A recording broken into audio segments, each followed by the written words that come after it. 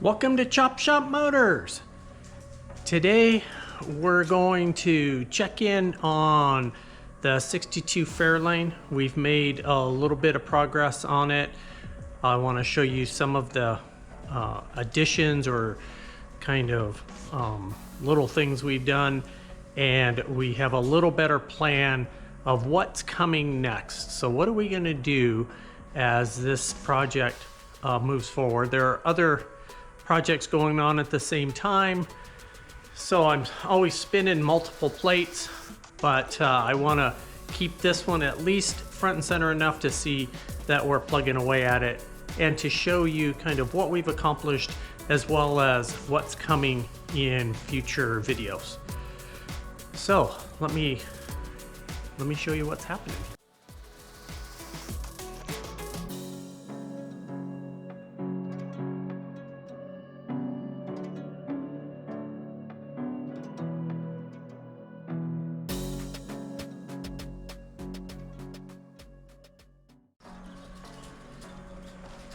So let's look at the progress that's been happening kind of behind the scenes.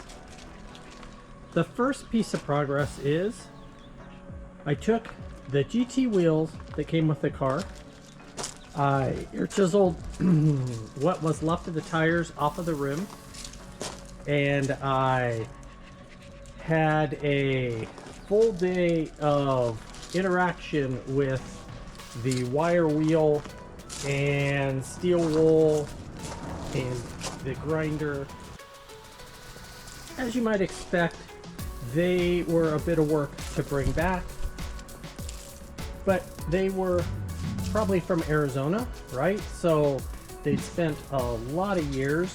The two in the trunk, there was some moisture back there, and so those had a little bit more cleanup. I'm sorry for the photo bombing. We do have a new shop dog. That's Aurora. She seems to think she owns everything, as you would expect from a shop dog. So the wheels were definitely in need of some love. I coated them on the inside and the rim portion, and all of the spare steel areas got painted black. And then there's just that centerpiece that is chrome on these particular wheels.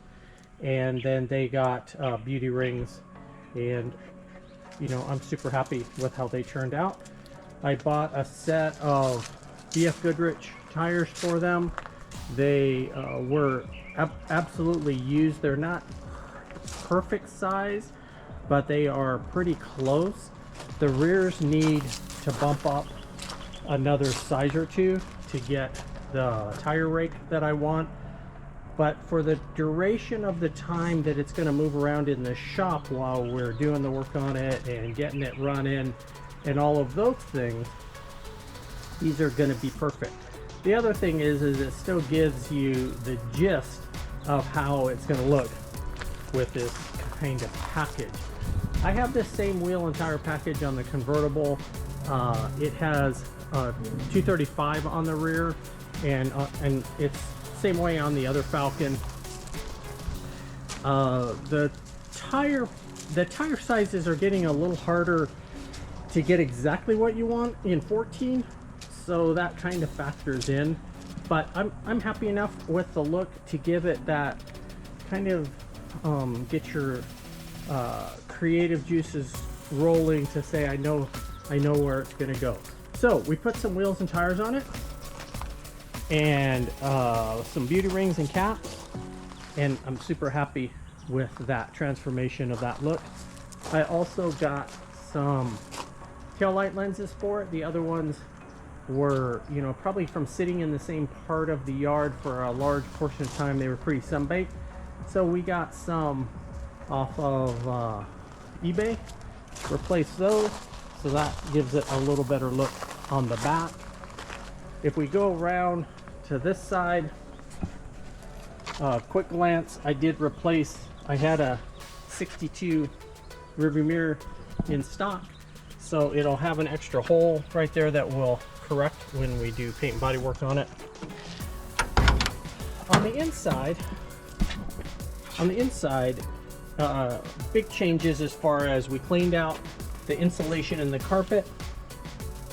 and that's good in that it gets rid of the potential sponge that is going to hold that water.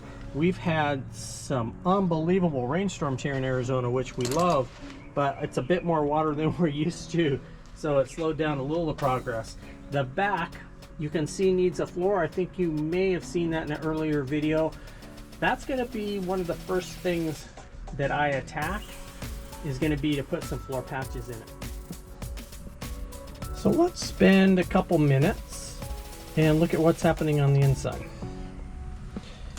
So the first thing you're going to notice is it's got a different steering wheel on it. I took the old 3-spoke and replaced it with a different one I had that is just a little better condition. It's been around a while, it's got some pits, but for now it's going to be what's on this car.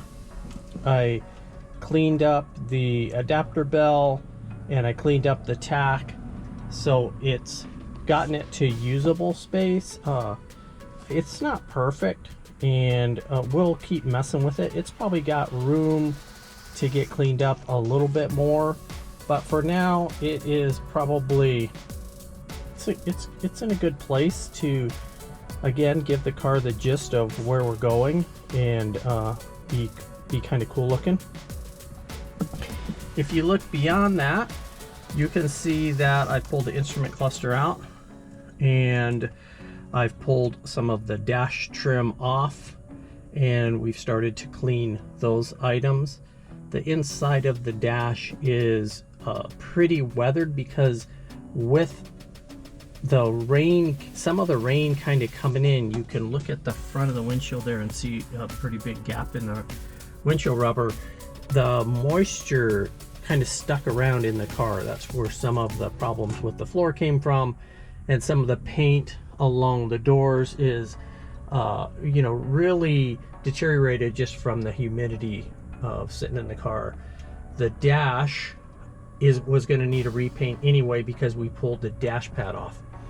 We'll use the trim, we just won't use the dash pad. So I will repaint blue the inside of the metal here, the door tops, and all of the trim around the perimeter of the doors and around the windshield. We'll freshen all that up. It's not a super huge undertaking on this car, and it doesn't require the prep that the Falcon needed to make that happen when we did it. So the doors will have a nice, you know, clean coat of paint on it. The trim underneath it, if I can find better trim, you know, as I'm doing this, I probably would replace it, but I'm not going to go on a gigantic scavenger hunt. We'll clean that up the best we can. We'll clean up all the handles. I've got some better door handles and window cranks that are the right ones for this car.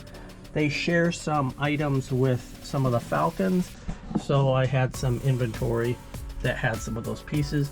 Lots of Ford stuff crosses over. As you can see, the back where we had the window out, that one I cleaned up quite a bit, but it's still it still doesn't look quite as nice as I would like it. So we'll keep messing with it. We are going to put an interior in this car, so I'll replace the door cards. I don't know of anybody making factory original door panels for it like they did for the Falcon, but we're gonna make some. We're gonna put our best foot forward and make some replacements for it that'll look should look plenty presentable, and the seats should turn out really good. So here's the reason I know I'm going to put an interior in it, and that's because I have an industrial sewing machine, and we're going to put it through its steps to put some new seats in it. Pretty exciting. It's a good use of a cool piece of equipment and a good car to benefit from it.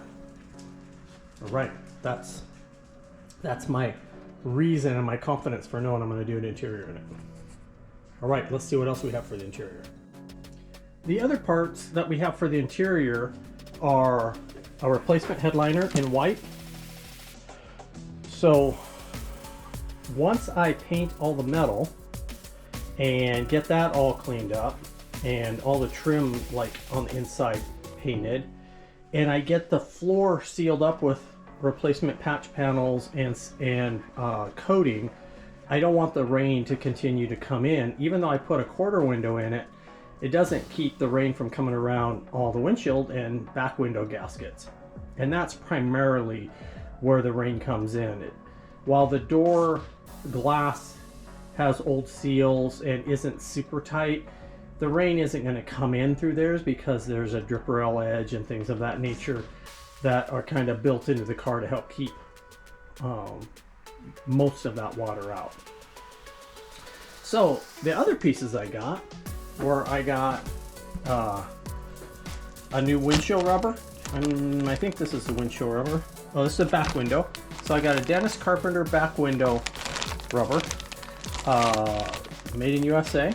So we'll see how well that fits. And then I got a Precision front window rubber. I don't know where it's made, but probably, maybe I don't want to know where it's made. It's probably not made in the USA. And but what it is it's two new windshield and back window gaskets to replace the ones that are in it. The ones that are in it are gone. They are. I'm surprised I didn't lose the back window when I was trailering at home, because the rubber is so, hard and broken and pretty much gone. The front window is almost just setting in the opening, so this is necessary. Once the floor is in and that's sealed up and the trim is painted, I'll put the headliner in and put the front and back window in, because you have to pull, on these Fords, you have to pull the windows out to put the headliner in. And it's a huge pain. Well, I'm gonna have the windows out, so I'm gonna do it all at one time. So that will get the car a little more sealed up. It would be really cool to have the windows out when it gets painted. I'm not sure when it's gonna get painted, and I don't want any more damage to happen to it in the meantime. So we're gonna do it this way. It's probably not how people who are maybe watching might suggest I do it, but that's how we're gonna do it. We're gonna get it sealed up, and we're gonna move this project both forward and protect it a little bit more. So let's look at the dash itself that's gonna go in it. So this is the dash cluster, the instrument cluster. It was super dirty, from sitting out, and that's just how it looked. But once you get it out, and that's why all the wires, two of the reasons that all the wires are hanging in the dash: one, I wanted to get it out so I could clean it; two, I wanted to get it out so I could paint it. So it was the right step to do. Once it's cleaned up, I took it all apart and I gave it a kind of a once over. The chrome is decent and a bit pitted, but decent. It's going to look fine in there. The gauges, hopefully, are good. It only has two, a temperature and a gas, so hopefully those two will work.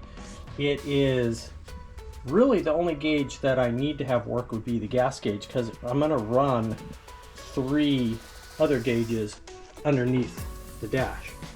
So those 3 are going to run underneath the dash. It's got 3 under there right now, if you notice. Those 3 are going to replace it. And so really the one that I hope works is going to be the gas gauge. I didn't test it because right now I'm just moving forward. If it doesn't work, I'll pull it back apart. What else? It had been weathered enough and heated enough that all the plastic was gone for the left turn signal, oil pressure generator, and right turn signal. So I did replace the whatever the translucent plastic that goes in behind there. I replaced all that, and so the lights will shine the right colors. I also did the dimmer switch in the center. So this is really ready to go back in, and I just gotta keep moving on the rest of the stuff. So that's a quick update on what I've been fiddling with out in the shop. on the 62 Fairlane. There's been other projects that have slipped in and superseded, but for now, that's the progress, and we'll keep messing with it. Hopefully we'll make some more progress this week. And I'm excited to keep plugging away at it. I didn't want it to fall off the radar. For the few that are kind of interested in this project, I thought I'd give them a little more insight into what was happening and where we were going. And as I get some more stuff done on it, I'll absolutely give you an update to keep you abreast of this project and many others. I'm Clay for Chop Shop Motors, and we'll see you on the next project.